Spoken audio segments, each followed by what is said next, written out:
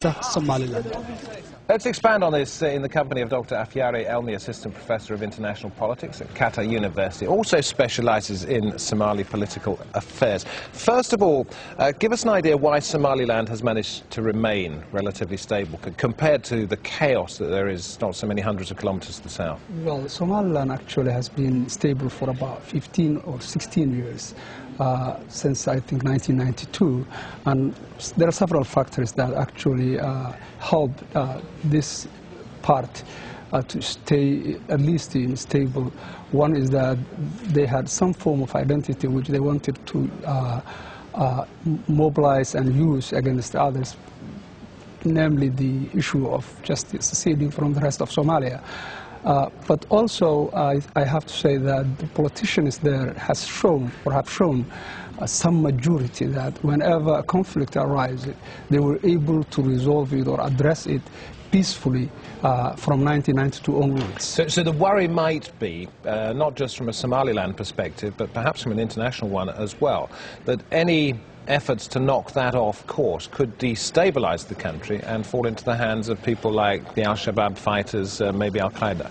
Well, the region as a whole is an interesting region simply because there are, the state system, whether the outside Somalia or within Somali enclaves, has never been or have never been strong enough to have the monopoly over legitimate violence. Absolutely, that has never been the case. So, yes, the potential is out there. And Al-Shabaab have tried to make inroads there, but failed? At least according to the Somaliland leadership, the suicide bombing that took place a while back was at least a product or an act of Al-Shabaab, and that's what they argue. In fact, a lot of them, you told me earlier, they come from there. The leaders. Well, yes, and not only the leaders, but also some foot soldiers are also coming from there. So in general, Somalia or the Somali people have some sort of homogeneity where they can associate with one another. So the relationship is far more complex than, one is from this party and the other is from that part. And I think the potential is still there. How much has the international community put into Somaliland, which is not a very wealthy region, doesn't earn a great deal of money itself? How much have they put in to try and maintain this stability? I think they have given some support, not a lot, mostly in development area. International community has encouraged and welcomed the peace and stability, and also encouraged the development in the area of political governance, which in fact Somaliland is far ahead from the rest of Somalia. And are there concerns that the difficulties we saw in Mohammed Ado's story might destabilize the country? The concerns actually are real. Yeah, there is, the opposition feels that the government is not interested in holding this election. And I think there is a lot at stake. Unless these elections take place, there might have some problems. That said, though, I just want to qualify this and say that if history tells us anything, Somaliland leadership has shown that at least they could address and solve with the traditional leadership the issues when they arise. And the long-standing issue of recognizing Somaliland as an independent country, it won't go away. Would it help with that long-term stability, in your opinion, if it were given Well, the international community was not interested in going that direction, and usually state formation comes either that you have the support of the superpower, or the two countries that want to separate are in agreement, and neither exists in Somalia. Washington is not championing the secession of Somaliland. It has referred back to the AU and African Union, obviously, for obvious reasons of artificial boundaries and so many issues. They are not willing to open this debate. So I think as much as the international community encourages and supports the development in the governance, in security, they may not go toward the direction of at least that's what history tells us as of now. Dr. Elmi, thank you very much indeed. You'll keep an eye on affairs there. Come back and tell us some more. Good to have you on this news hour. Thank you. A rift between Thailand and Cambodia looks set to deepen, and at the centre of the dispute is a former Thai Prime Minister, Taimur Nabili, in our Kuala Lumpur Broadcast Centre.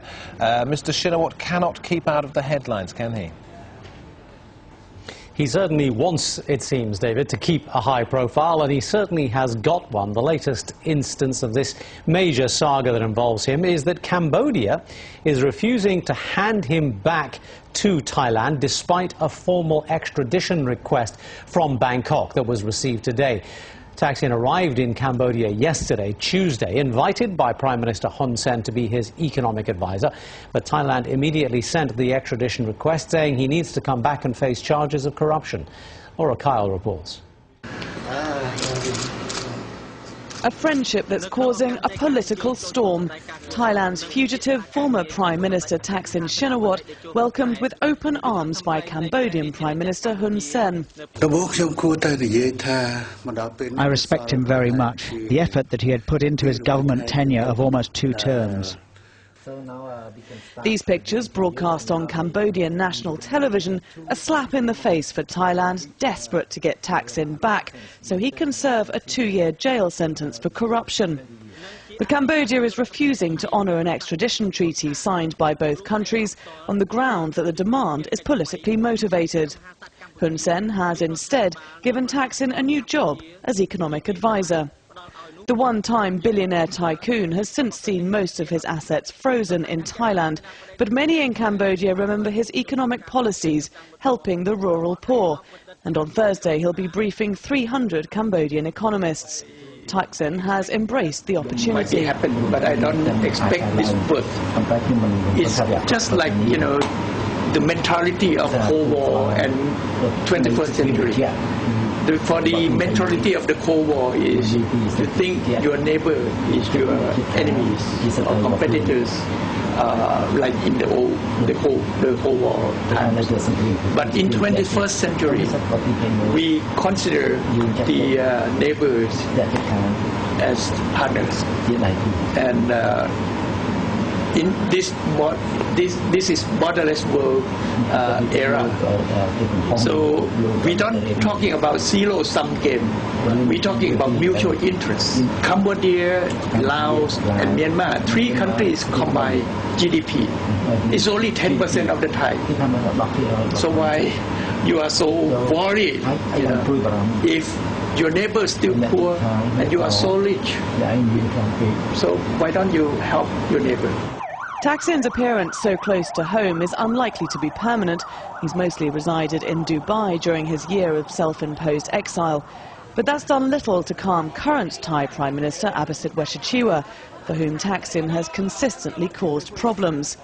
Thaksin, who was ousted in a coup in 2006, still enjoys much popularity amongst the Thai rural people, who hold regular protests in Bangkok against Abhisit's unelected government. Abhisit's government says it's considering how to respond to Cambodia's provocative political maneuverings. We'll try to send Cambodia more information to make sure that Cambodia authorities have full knowledge of the cases of Kun Thaksin, which is the criminal cases. And number 2, we are in the process of reviewing all of the relations and agreements with Cambodia at the moment. The Ministry of Foreign Affairs will come up with a new steps and measures presented to the cabinet next week. But Cambodia is full of bravado that Thailand can do little to hurt it. Even closing the border, it says, will hurt Thai exports more than Cambodian. Analysts suggest Hun Sen is gambling on Thaksin's Pheu Thai party eventually winning power in the not-so-distant future. Until then, relations between the 2 countries look likely to plummet. And let's join Laura Kyle live now in Phnom Penh. Laura, is there any chance that Hun Sen might change his position on this extradition? Taimur, there seems to be very little chance indeed. He seems to be stubbornly sticking to his refusal to extradite Thaksin, using a loophole in the understanding between the two countries on their treaty that allows one side to deny the request if it's politically motivated. And Hun Sen says this is politically motivated. And far from trying to pacify the Abbasid government, he has instead been parading himself with Thaksin on Cambodian national television, seemingly uncaring about the effect that this is going to have on current Thai and Cambodian relations. The Thai authorities have